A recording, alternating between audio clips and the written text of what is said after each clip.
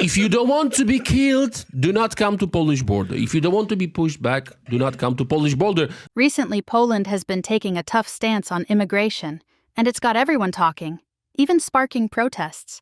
The country has basically said no thanks to illegal migrants, especially those from Muslim countries, and their tough immigration rules have pretty much brought the migrant situation down to almost zero. This is what we promised, this is why our government was elected, and not even one Muslim illegal migrant will come to Poland, ever. Now that Poland's government has made it clear that they've pretty much closed the door on immigration, in today's video, we're going to dive into what this means for Muslims trying to enter Poland and what strict policies the country has in place to keep them out. We'll talk about how their policies have been shaped by national security concerns, political pressure, and cultural identity.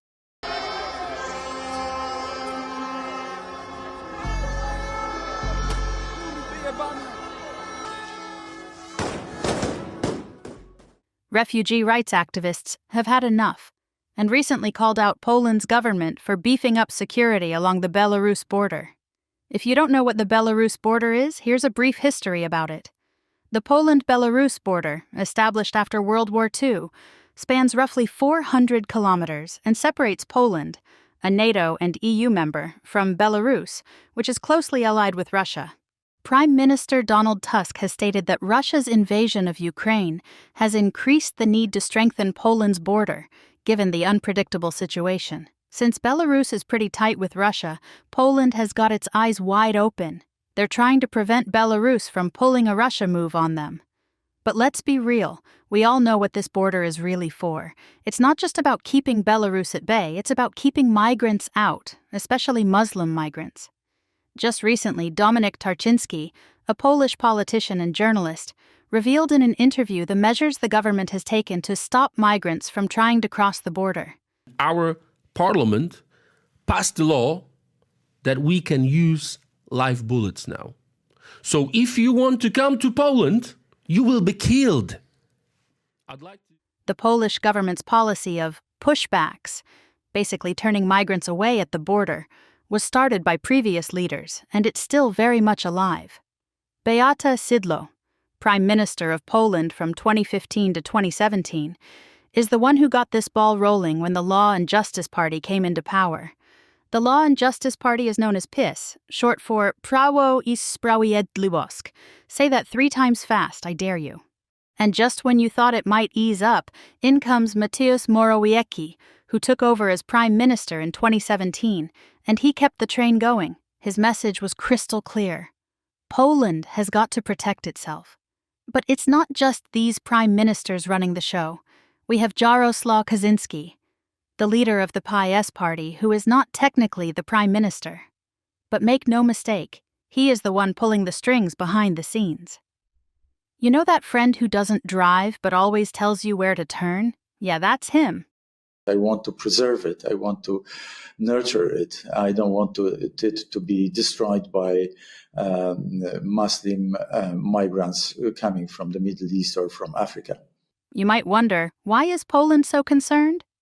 Well, if you look at some of the chaos in Western Europe, stabbings, terrorist attacks, and other criminal activities, many point out that some of these were carried out by migrants.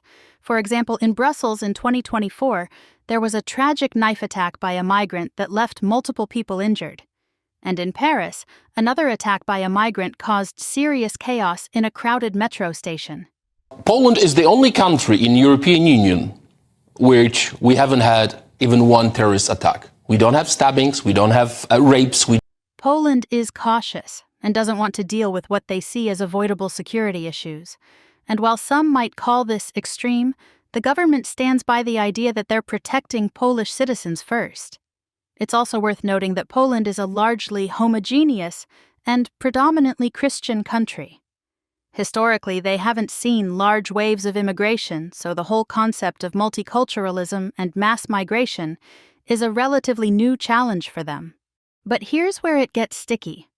Poland is part of the European Union, and with that comes certain responsibilities, like following the EU's rules on asylum and free movement. The EU, of course, isn't thrilled with Poland's hardline stance, Several EU leaders have accused Poland of undermining the spirit of European cooperation. If you ask me, the Polish government is walking a fine line here. They argue that they have the right to make decisions that protect their people. And to some extent, that's hard to disagree with. Every country has the right to defend itself. This decision, though, has triggered some heated arguments both in Poland and across Europe. The government says it's all about national security, but critics are quick to shout xenophobia and Islamophobia, accusing the government of fear-mongering. The problem started in 2015 when migration started from Muslim countries. That's why they called me Islamophobe. It has nothing to do with Islamophobia. But critics, especially from human rights organizations, say Poland is ignoring the fact that many of these migrants are fleeing war-torn regions and persecution. To them, this isn't just about national security, it's a humanitarian issue. People escaping conflict in Syria or Afghanistan aren't necessarily terrorists, they argue. They're just trying to survive. However, Poland isn't even open to taking in refugees. How many refugees has Poland taken? 0. Now, let's get into the nitty-gritty. The Polish government's zero-tolerance policy is focused primarily on countries with large Muslim populations. And yes, this has drawn accusations of religious discrimination. If you're from a country like Syria or Iraq, and you're trying to seek asylum in Poland, chances are you won't be getting in anytime soon. And for some, this feels like Poland is drawing a line based on religion rather than actual security risks. Critics, especially from the EU, argue that Poland is shirking their responsibilities under international law. The 1951 Refugee Convention, which Poland is a part of, says that countries need to provide protection to people fleeing persecution, regardless of their nationality or religion. But I asked not about illegal immigrants, I asked about refugees. And Jean-Claude Juncker, the Commission President, says that you're racist. You sound proud of the fact that you haven't taken any refugees. Interestingly enough, despite all the criticism, a decent chunk of the Polish population supports the government's stance. Many Poles feel that the issues faced by countries like France or Germany, terrorist attacks, stabbings, and even sexual assaults linked to certain migrant groups, aren't worth the risk. According to research by the Pew Research Center, 71% of Poles believe that refugees increase the likelihood of terrorism, a sentiment shared by other European countries facing similar challenges. But there's another side to this policy, too. What happens to the people who are turned away? Critics argue that Poland's approach could actually make things worse for migrants who are already vulnerable. Some say this could lead to more human trafficking and exploitation, as desperate people will still try to enter the country illegally, but through more dangerous means. Human traffickers don't care about border walls, after all. If there's money to be made, they'll find a way. And unfortunately, migrants are often the ones who pay the price. The fallout from this decision could also impact Poland's relationships within the EU. The European Union prides itself on being a bloc of countries that work together, and free movement is a huge part of that. If Poland continues to close its borders, it could lead to friction with other EU nations. And while the Polish government says this is only a temporary measure, it's hard to say how long this policy will last. I wouldn't be surprised if this border closure sticks around for a while. Of course, Poland isn't the only country going down this road. Other European countries have taken similar stances, albeit not as strict. Hungary, for instance, is known for its tough stance on immigration.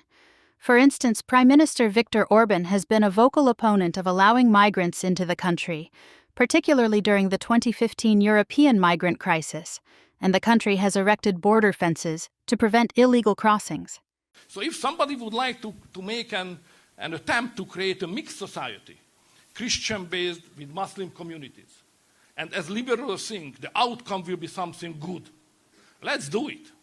It's your fate, it's your future, but don't force us to do so. So that's what we call. There are also political movements in places like Italy and Austria pushing for stronger border control. Even Denmark, which is typically seen as liberal, has been tightening its asylum rules. One thing's for sure. Poland's tough stance on immigration is making waves, not just in Europe but around the world. Whether you agree with their approach or not, it's hard to deny that Poland is standing firm on what they believe is right. Only time will tell if this decision turns out to be the right one for the country, or if it will lead to even more problems down the line. If you enjoyed this video, don't forget to give it a thumbs up and hit that subscribe button so you never miss an update. Make sure to also turn on notifications by clicking the bell icon. Thanks for watching and stay tuned for more exciting videos coming your way.